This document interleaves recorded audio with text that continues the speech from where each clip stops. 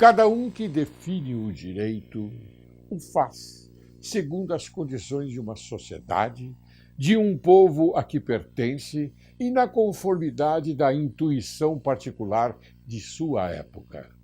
Os direitos dos homens estão de tal forma ligados aos grupos naturais, aos da sociedade nacional e aos da sociedade internacional, que seria inútil proclamar uns silenciando outros. Entretanto, nunca se exerce tão bem e tão plenamente um direito como quando se o exerce por dever pela razão e pelo amor a uma causa. Pensem nisto.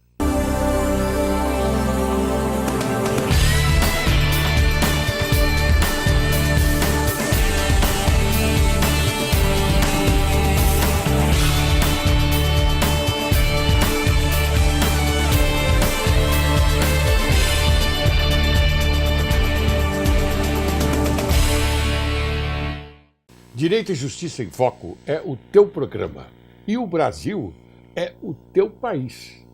Inicio o programa de hoje com a citação de Confúcio.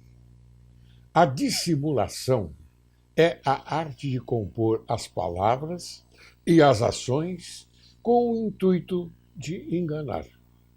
O legítimo movimento dos caminhoneiros vai entrar para a história como um fenômeno espontâneo de mobilização dos brasileiros contra o regime criminoso e injusto de impostos. Apesar dos prejuízos econômicos e dos transtornos individuais e coletivos, o evento conseguiu um gigantesco apoio popular. No entanto, como todo movimento que assume dimensão política e econômica, merece uma análise cuidadosa dentro do contexto da crise institucional brasileira. Não existe uma verdade absoluta para retratar o que está acontecendo.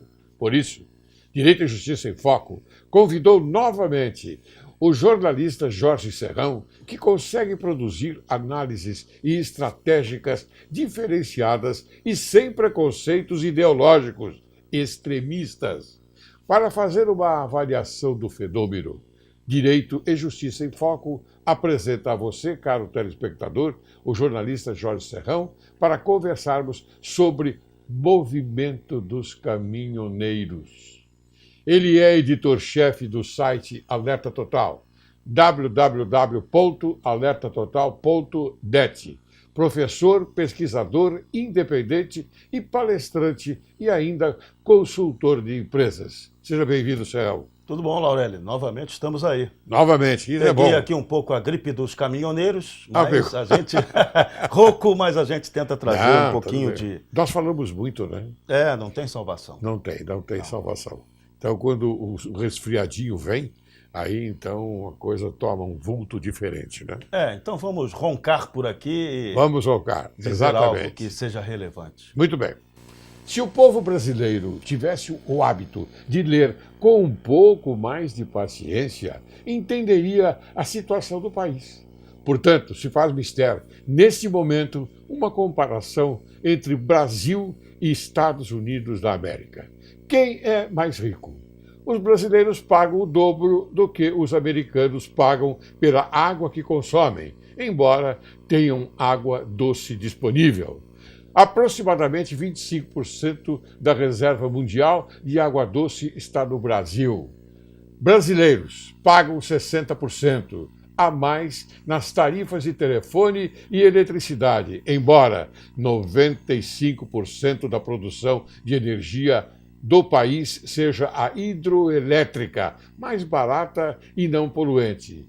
Enquanto os americanos, pobres americanos, somente podem pagar pela energia altamente poluente produzidas por usinas termoelétricas à base de carvão e petróleo e as perigosas usinas nucleares. E por falar em petróleo, brasileiros pagam o dobro pela gasolina, que ainda por cima é de má qualidade, que acabam com os motores dos carros, misturas para beneficiar os usineiros do álcool.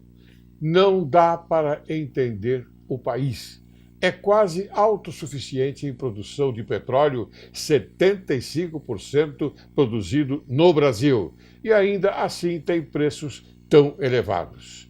Nos Estados Unidos, defendem com unhas e dentes o preço do combustível que está estabilizado há vários anos em dólares 30 centavos o litro, ou seja, reais 90 centavos. Gasolina pura, sem mistura. E por falar em carro, brasileiros pagam 40 mil por um carro que nos Estados Unidos pagam 20 mil. Os brasileiros dão de presente para o governo 20 mil para gastar não se sabe com o que e nem aonde, já que os serviços públicos no Brasil são um lixo perto dos serviços prestados pelo setor público dos Estados Unidos da América. Na Flórida, somos todos pobres, dizem eles. O governo estadual cobra apenas 2% de imposto sobre o valor agregado, equivalente ao ICMS no Brasil, e mais 4% de imposto federal, o que dá um total de 6%. No Brasil, nós somos muito ricos, já que, afinal, concordamos em pagar 18% só de ICMS. Querido amigo Serrão, o que você achou do que eu acabei de falar? O Brasil é um caminhão sem motorista descendo a ladeira na banguela. É isso. Tudo errado, os conceitos não se aplicam, nós utilizamos tudo que o mundo tem de bom de maneira equivocada. Então, esse país tem que ser reinventado. Não tem outra saída para o Brasil. E esse movimento de caminhoneiros que nós estamos vendo agora, todo mundo ficou muito perplexo, alguns idiotas ficaram surpreendidos ou surpresos com o movimento dos caminhoneiros. Isso aí só é a prova da crise do Estado brasileiro. O Estado ladrão faliu, o Estado ladrão se mostrou incompetente. Esse modelo tem que ser mudado. Nós temos que sair de um Brasil capimunista, rentista e corrupto para um Brasil capitalista de verdade. Primeiro mundo, que é o que os Estados Unidos tentam praticar e agora na era Trump estão levando isso um pouco mais a sério. Eu fiz essa comparação porque eu entendi que devia. O brasileiro precisa ouvir um pouco mais a respeito de outros países, de um país do primeiro mundo como os Estados Unidos da América. Gente, assim é que deve ser. Lá há o retorno, lá paga-se imposto. Paga-se. E há o retorno. Aqui pagamos impostos altíssimos e não há retorno. Não. Lá a fiscalização do uso do dinheiro público. Aqui isso é ficção científica. É verdade. Tanto é que nós temos um brasileiro preso nos Estados Unidos por corrupção. Exatamente. E teremos mais em breve. Muito bem. Bem, Serrão, eu estou encantado em você vir aqui novamente, o nosso convite, para conversarmos a respeito dessa crise que está ocorrendo nesse exato momento. Vim a pé na emergência porque estamos sem gasolina. Sem gasolina. Mas a gente não falta ao compromisso. Exatamente. Nós somos sempre os mais prejudicados. Apesar da gripe. Vamos lá. Apesar da gripe. Vamos lá.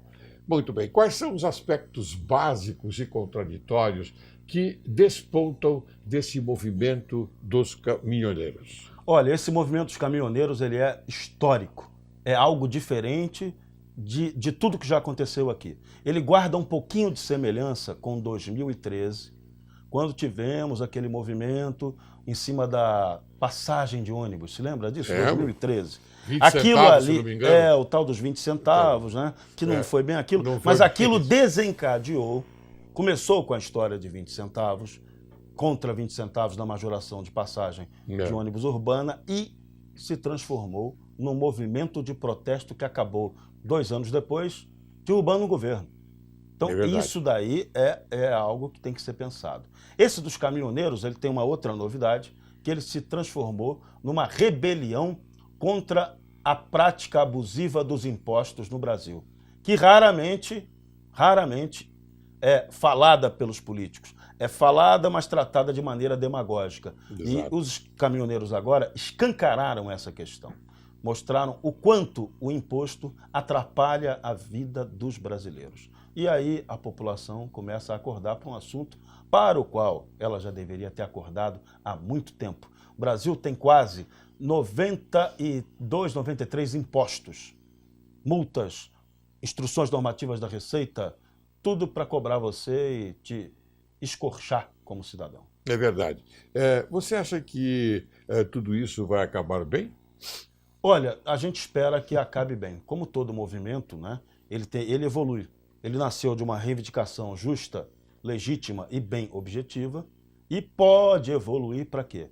Pode evoluir para uma quebra de governo, por exemplo, embora esse governo já tenha nascido morto. Verdade. Né? Porque, na verdade, Michel Temer foi eleito junto com a presidenta Dilma Rousseff. Então, se a Dilma Rousseff foi derrubada, ele deveria ter caído junto. Só que por um equívoco da nossa sempre esperta e bandida classe política, isso não aconteceu. A população também não soube fazer a pressão exata para cobrar isso. Na época eu me lembro, muitos disseram, a solução para o Brasil é tirar o PT do poder. O PT era apenas um pedacinho do problema.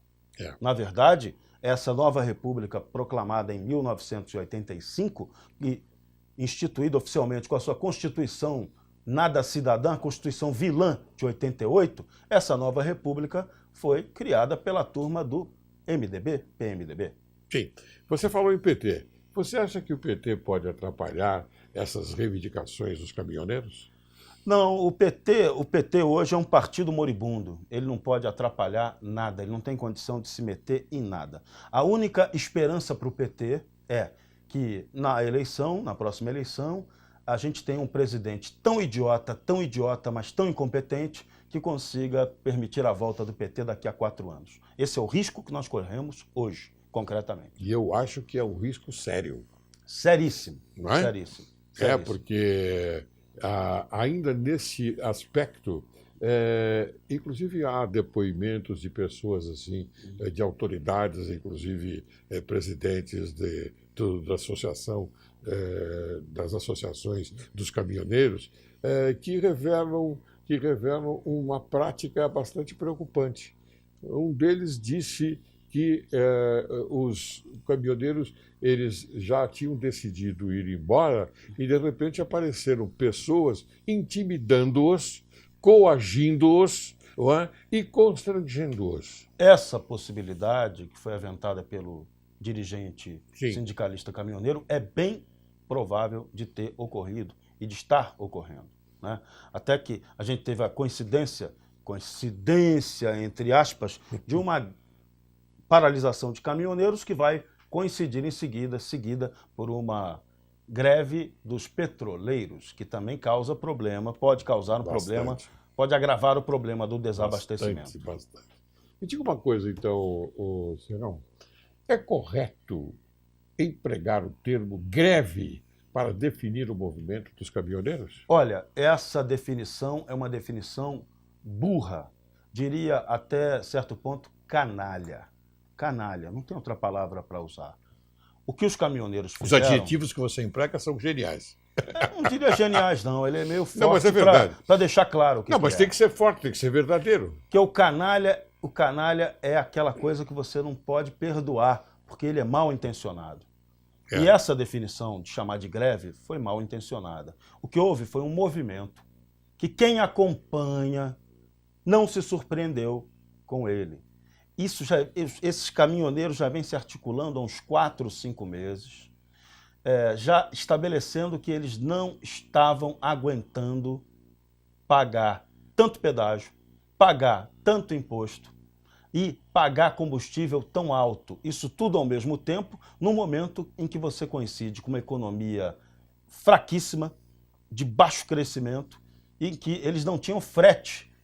Muitos fretes. Se eles estivessem normalmente trabalhando com bastante frete, talvez o problema do imposto caro, do pedágio altíssimo e absurdo e a questão do preço do combustível fosse mascarada pela plena atividade econômica. Mas quando a recessão bateu no frete, o que acontece? O desespero, o cara para de ganhar dinheiro, impede a possibilidade de se sustentar a família, e aí o que acontece? Gritaria e protesto. Isso é coisa humana normal. Foi isso que aconteceu no primeiro momento. Sim, muito bem. Então quer dizer que você acha que o movimento dos caminhoneiros foi um alerta? Ele é um alerta, ele está chamando a atenção para um problema que o Brasil, eu não entendo porquê, não gosta de discutir, não aceita discutir. Por que a gente paga tanto imposto? Porque nós temos um Estado que é hipertrofiado, um Estado gigantesco, um Estado que desperdiça, que dá muito dinheiro para quem não deve, que investe mal, onde a corrupção deita e rola. E esse Estado deixa de funcionar para cumprir o seu devido papel. Então a gente tem muito dinheiro, o Brasil tem muito dinheiro, é um país rico, mas que opera como miserável, opera como bandido. Bom, e essa dicção de que o governo está tendo muito prejuízo, inclusive a Petrobras, isso que está sendo veiculado pela imprensa.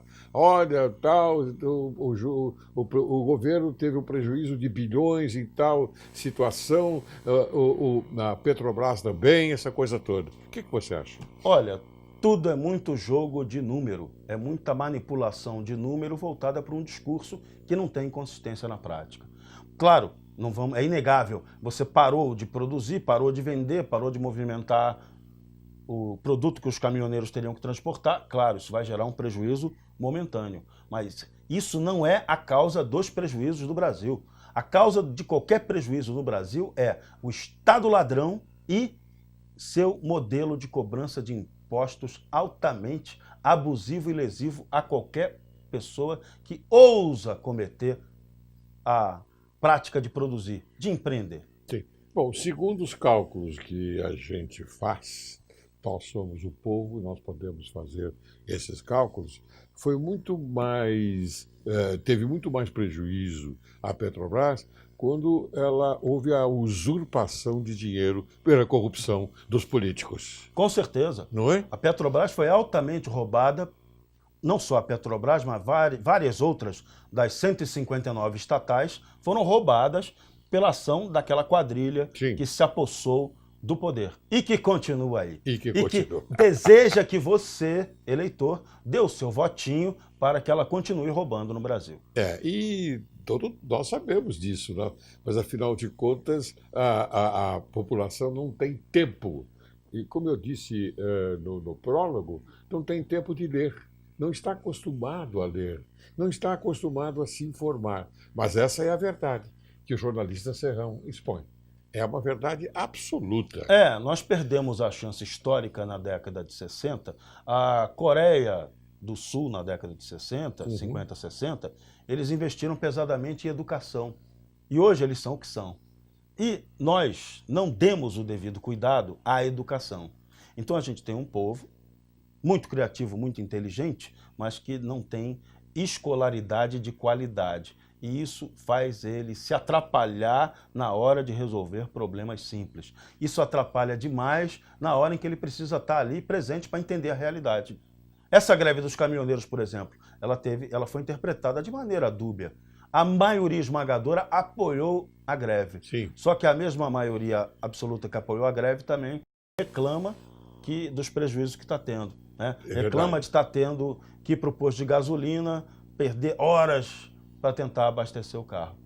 E aí joga a culpa, não no caminhoneiro, joga a culpa no Michel Temer. Mas o Michel Temer é apenas uma consequência drástica dessa nossa falta de capacidade... Funesta, a nossa falta de capacidade de eleger políticos com honestidade e com competência. Muito bem, Serrão, eu vou pedir permissão a você para chamar um pequeno intervalo e logo depois, então, nós vamos continuar com esta conversa bastante esclarecedora. E tentar levar um pouquinho do que esse movimento realmente representa e pode representar para o futuro do Brasil. Exatamente. Você aguarde que logo, logo retornaremos.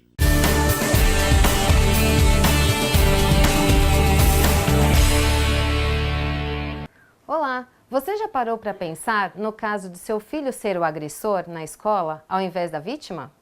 É muito difícil para nós pais reconhecermos algo negativo na conduta de nossos filhos. Por isso, é muito importante que se detecte o caso, entrando em contato diretamente com a escola para resolver este problema, de uma forma imediata, já que normalmente a agressão e a má conduta se transformam em uma bola de neve.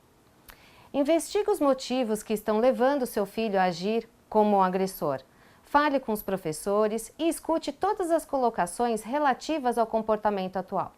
Aproxime-se mais dos amigos dele e observe quais atitudes que realizam e quais os comportamentos. Estabeleça um canal de comunicação e confiança. As crianças necessitam sentir que seus pais os escutem, na verdade. Tomem cuidado para não culpar os colegas pela má conduta de seu filho. É importante colaborar com o colégio, dando seguimento ao caso e registrando as melhoras. Deixe claro para seu filho que a conduta de agressão não é adequada. Dê exemplos de boas condutas, não ignore a situação, mantenha calma e, se necessário, procure ajuda. Um profissional Kid Coach, que é especializado em comportamento infantil, poderá ajudá-los a encontrar a maneira adequada para solucionar este problema pontual. O Kid Coach acompanha junto com a família o comportamento atual da criança e juntos encontram a melhor ação para esta conduta indesejada. Incentive seu filho a manifestar suas insatisfações e frustrações sem agressão. Demonstre que continua amando tanto quanto antes, mas que desaprova seu comportamento. Anime-o para que reconheça seu erro e que peça perdão à vítima. Elogie suas boas ações. Nós pais podemos sim agir com firmeza e sermos gentis ao mesmo tempo. Não precisamos fazer com que a criança se sinta pior para depois se sentir melhor. Espero que tenham gostado. Obrigada e até o próximo programa.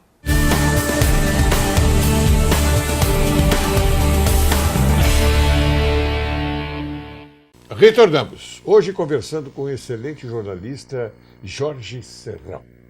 Serrão, alguns críticos classificam o movimento de uma ação bandida que paralisou o Brasil, articulando interesses de grupos de pressão classistas e de movimentos políticos infiltrados insistentemente entre os caminhoneiros autônomos. O que você acha disso? Olha, quanto analfabeto político a gente tem fazendo análise errada. Eu fico assim, abismado e de saco cheio. É assustador. Vamos entender esse movimento melhor. O movimento dos caminhoneiros começou com aquilo que falamos ainda há pouco. O problema do frete, que mata a atividade deles, pedágios caros, combustíveis altíssimos e recessão que embola todo esse meio campo. Portanto, é um movimento legítimo. Sim. Legítimo. Só que todo movimento, quando começa, ele sofre transmutações. E esse dos caminhoneiros sofreu. Primeira influência, os sindicalistas ou chefes de associações de caminhoneiros entraram em ação, já que o movimento no começo parecia... muito bem articulados, hein? No começo parecia que não tinha organização. Mas tinha uma organização, só que fora dessa ala sindical. E aí essa ala sindical foi chamada pelo governo, que foi surpreendido pela greve, para negociar. E aí o que aconteceu? Lógico, tem que começa a acontecer uma decantação e uma tentativa de aparelhamento do movimento. E a gente viu isso claramente porque na primeira negociação se definiu, acabou a greve, só que a greve não acabou. Não. Porque o governo não negociou no primeiro momento com as pessoas certas.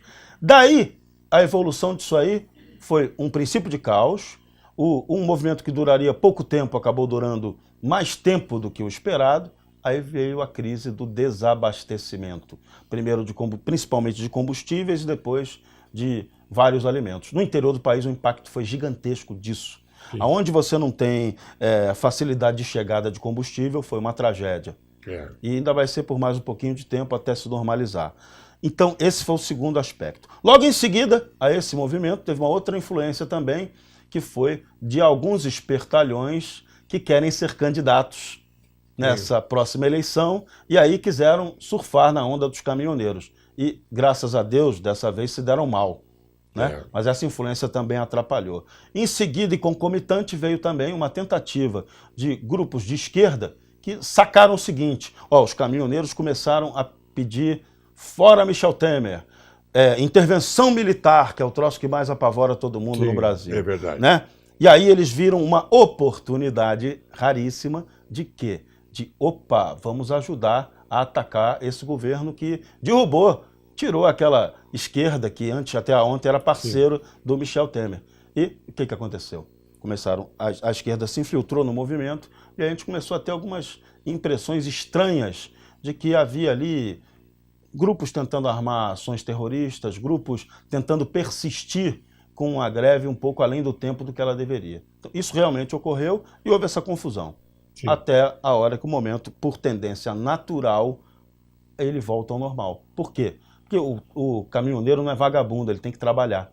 E aí a coisa vai se decantar. Mas vai se decantar no aspecto de paralisação. Mas ela vai fortalecer no sentido do problema que foi apontado, que é a impostura, o excesso de impostos que mata o trabalhador e mata o empresário brasileiro. Eu entendo que nesse acordo o governo se mostrou um pouco fraco e, lamentavelmente, entendo também que tudo isso foi uma bolha de sabão. Por que uma bolha de sabão? Imagine você fazer um acordo de 46 centavos por litro durante 60 dias. Não, e uma demagogia, porque o problema não é o custo do combustível, ele não é o problema principal. O problema é o Estado ladrão brasileiro que drena recursos da sociedade e não dá a contrapartida devida.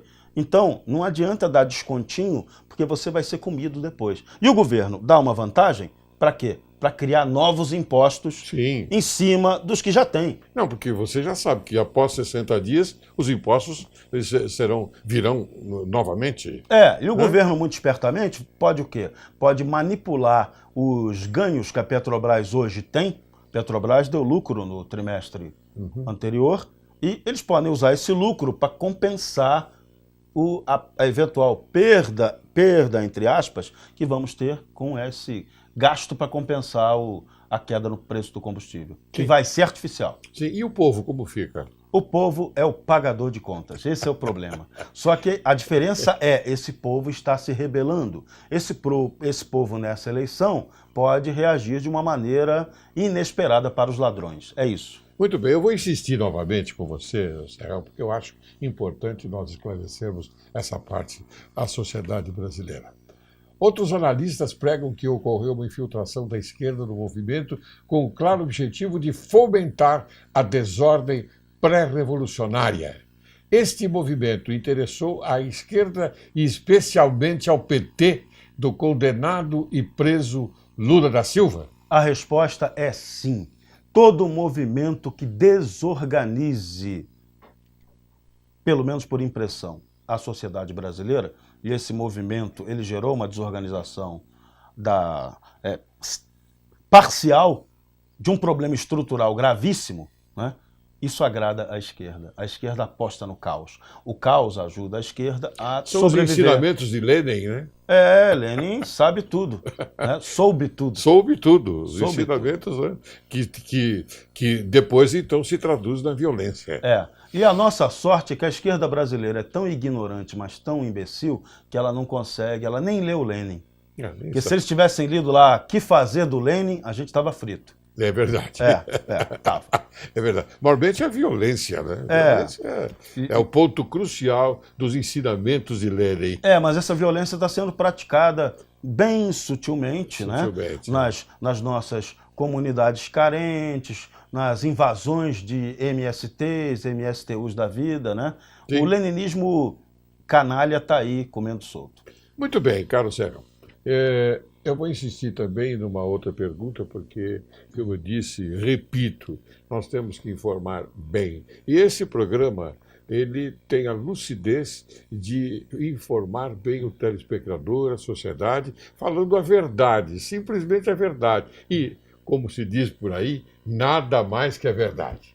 Então temos uma carga tributária imoral com a qual o desgoverno federal nos retribui com péssimos serviços de educação, segurança, saúde, transporte. Já falamos sobre isso. Nossa população empobrece, vítima de uma burocracia que só cresce e precisa de mais imposto para se manter. O movimento focou no absurdo dos impostos no Brasil. O que vai mudar após essas manifestações? Posso dizer, ser bem sincero, vai mudar nada ou muito pouco. O Estado brasileiro ladrão, ele luta para se manter como está. O cenário eleitoral indica que nós vamos ter uma mesmice, vamos ter muito pouca renovação política. Isso é mal. Esse é um aspecto que é muito ruim. A gente precisava aí de uns 10 movimentos iguais a esse do caminhoneiro para tentar esclarecer um pouco mais a população e para a população se rebelar de uma maneira concreta e não se rebelar de maneira burra, né? Porque o que a gente viu nesse movimento foi uma reação meio burra até de parte da população. Um exemplo, o caminhoneiro fez lá todo um protesto, se desgastou, gritando contra o alto preço do diesel. O que a população fez? Acabou a gasolina do carro, ela correu para o posto para pagar 5, 6 reais de gasolina. Ou seja, a leitura para o governo é, opa, a gente abaixa o diesel e aumenta o preço da gasolina e compensa os ganhos disso aí. É isso. Pronto, tá lindo. O que o cara não pode ficar é sem gasolina. Olha, essa interpretação foi ruim. Foi uma interpretação, o povo reagiu de maneira emocional e burra ao movimento. Ela foi contra a lógica do fato, não é? Contra essa lógica que a gente entende que ela existiu. Uma lógica segundo o que aconteceu, está acontecendo e como você bem explicou. Esse é o preço que a gente paga pela falta de educação ou pela educação péssima, pela falta de civismo e pela falta de compreensão do próximo. O brasileiro hoje ele está muito radicalizado e muito egoísta. Ele tem dificuldade enorme de pensar no próximo. Isso é um preço altíssimo que estamos pagando hoje. Então, como nós falamos dos deveres do Estado, né, inclusive eu destaco aqui a educação, você acha que o governo tem interesse em educar o povo? Não, não tem. E o interesse e a educação, ela é um dever da família, ele não é um dever do Estado, como a gente às vezes acaba pregando por acidente isso, mas esse não é, o melhor conceito é a educação é uma coisa que tem que ser dada pela família. A família que tem que dar o exemplo para a pessoa ser uma boa pessoa em casa e tem que exigir que tenhamos escolas de qualidade, tanto públicas quanto privadas. Muito bem, eu tenho um parente que reside do sul do país e encostado ao Paraguai. Então, como ele foi passear no Paraguai nessa crise, não é? Faltou a gasolina, lógico, ele entrou num posto e lá eles não gostam de ceder a gasolina para brasileiros. Mas como essa crise, então, ele falou, não, eu preciso da gasolina porque eu tenho que voltar para o Brasil. E, então ele encheu o tanque. Sabe a que preço, não? Não, qual o preço? Quanto não mesmo? Pagou? Não. R$ 2,62. E diz a lenda que essa gasolina vem do Brasil, purinha e sem mistura, sim, e lá no Paraguai vende mais barato. Quem está errado, o Paraguai ou nós? Como é? Essa eis a questão. Né? E eles têm lucro, né? Tem lucro, claro. Ninguém vai jogar para perder. Então, a gente é totalmente equivocado. A nossa gasolina, ela tem uma carga tributária pesadíssima em cima dela. E isso é assustador. Muito bem. Um estudo do Sindicato dos Auditores Fiscais da Receita Federal adverte que o contribuinte está pagando mais imposto de renda a cada ano devido à defasagem na correção da tabela do imposto de renda da pessoa física em relação à inflação oficial. É correto isso? Lamentavelmente é. E esse imposto de renda no Brasil ele é inútil. Ele podia ser abolido. Isso seria aumento real de renda do brasileiro se ocorresse. A Receita, na verdade, quando cobra imposto de renda da pessoa física, que é o imposto sobre salário, ele está usando mais para pegar informações cadastrais, informações de hábito de consumo do consumidor, do que efetivamente arrecadar imposto. Muito bem, Serrão, eu vou agora pedir permissão para você para exibir um vídeo que demonstra de que forma deve-se entender como funcionam os preços dos combustíveis. Ok? Tudo bem? Vamos assistir? Vamos lá. Vídeo. Vou ter que acelerar porque o vídeo está ficando muito longo. Essa daqui é a composição do preço da gasolina. 34% para a Petrobras, a CID e o PIS/COFINS é 16%, ICMS 29%, o etanol 12% e a distribuição e a revenda 9%. Por que isso aqui varia? Porque sofre pressão do preço do barril do petróleo, variação do dólar e o aumento do consumo. Mas o que isso aqui tem a ver com você? Você tem que entender qual é o contexto. 30% praticamente é de ICMS, que é dos estados. A CID, que é o COFINS que o governo está tentando zerar, essa parte vem para os estados e 25% vem para os municípios. E essa CID aqui, que é a Contribuição de Intervenção do Domínio Econômico, é que serve para pavimentar a rua. Não é o IPVA, não é o imposto IPVA que pavimenta a rua. O que isso aqui tem a ver? É só para você entender que nem todo o dinheiro que fica aqui fica com o governo federal. Uma parte vem para os estados e outra para os municípios. Vamos tentar entender mais ainda. Olha só. Os tributos extrafiscais que ele está tentando mexer aqui, o Temer, eles são alterados por decreto presidencial. Se ele zerar isso daqui, ele vai te cobrar aqui, ó, provavelmente, ó, em IPI, IOF, Imposto de Importação e Exportação.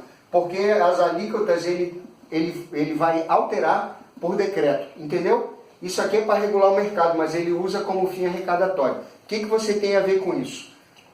Nós, para mudarmos esse quadro, a gente precisa de uma reforma tributária e de uma reforma política. Essa reforma tributária e política, ela só acontece através da alteração constitucional. Quem faz a alteração constitucional? Deputado e senador, e é aí que você entra.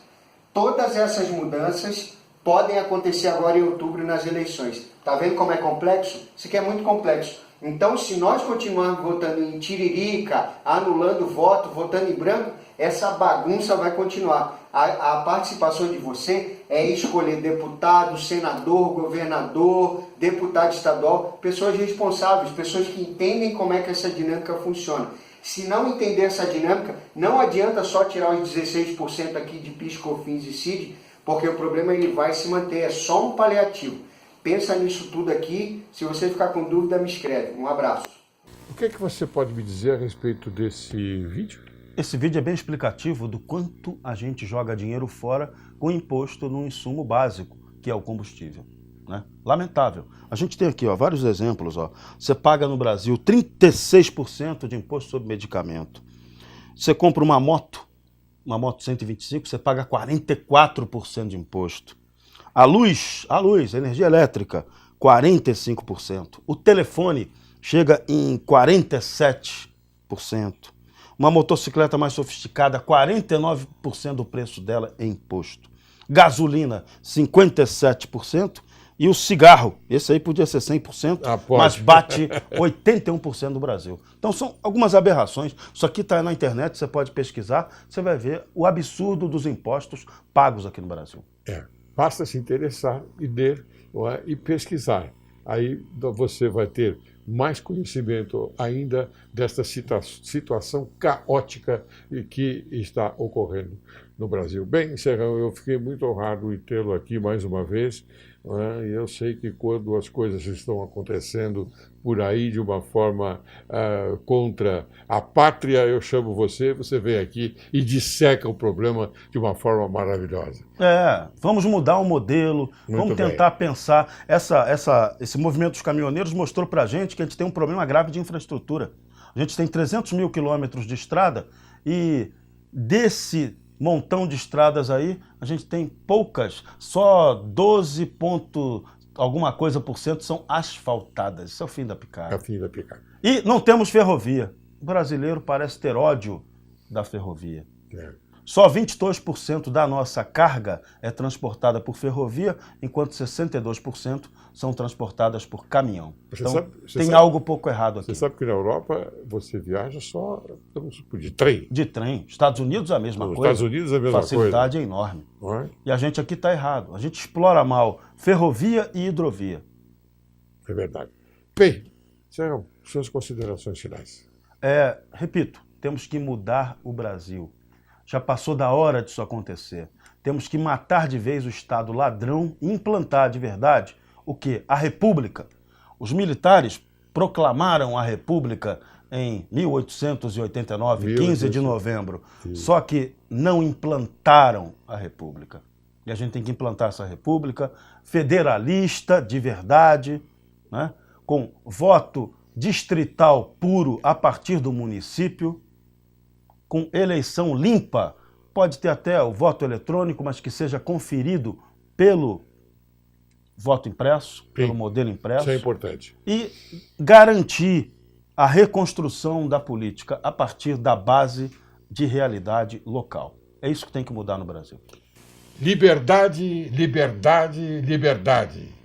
Sou um menino passarinho com vontade de voar. E assim como eu, acredito que é o desejo de todos os brasileiros. Encerro o programa de hoje com a citação de Immanuel Kant. O direito é o conjunto das condições pelas quais o arbítrio de cada um pode coexistir com o arbítrio dos demais, segundo uma lei universal de liberdade. Quero agradecer mais uma vez a presença do jornalista Jorge Serrão, que muito honrou o programa Direito e Justiça em Foco, profissional da comunicação que não esconde a verdade, informa bem a sociedade brasileira, acrescentando a moral e dignidade de um excelente comunicador. O programa Direito e Justiça em Foco afirma que a conversa de hoje tenha a força e a energia de aproximar a sociedade brasileira com o objetivo de alimentar e conservar sempre vivo, no coração humano, o lume sagrado da honra, da independência, da magnanimidade, do patriotismo e da consciência pública, preservando os sentimentos de direito e de justiça. Muito obrigado, Céu. Ou ficar a pátria livre ou morrer pelo Brasil. Perfeito.